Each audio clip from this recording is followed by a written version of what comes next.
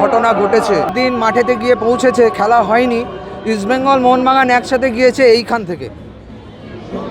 এই জায়গাটাতে মানুষের লেগেছে, সেই কারণের জন্যই মোহনবাগান ইস্টবেঙ্গল একসাথে, আজও একসাথে, আগামী দিন যদি হয় মোহনবাগান ইস্টবেঙ্গল একসাথেই থাকবে।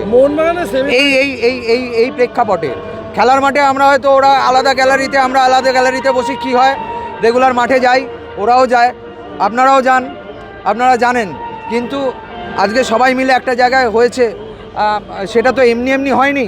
এই বিচার ব্যবস্থা যাতে সুস্থ জায়গাতে যায় সেই কারণের জন্য আমরা এর বিচার দেখতে চাই, আমরা সাধারণ মানুষ হিসাবে দেখতে চাই।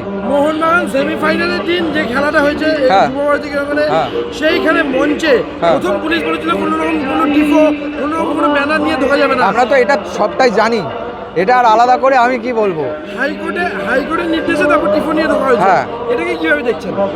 এটা খুব পজিটিভ একটা জায়গা দেখতে পাচ্ছি। হাইকোর্ট থেকে যখন মহামান্য বিচারক যখন বলেছেন, তখন সেটা নিয়ে আমরা যখন ঢুকতে পেরেছি, তাহলে সেখানে একটা পজিটিভ জায়গা দেখতে পাচ্ছি যে তিনি মনে করেছেন এটা নিয়ে ঢোকা উচিত, এটা নিয়ে এরা বলতে চাইছে, এদের বলা উচিত, জায়গা দেওয়া উচিত, জায়গা পেয়েছে, আমরা করেছি।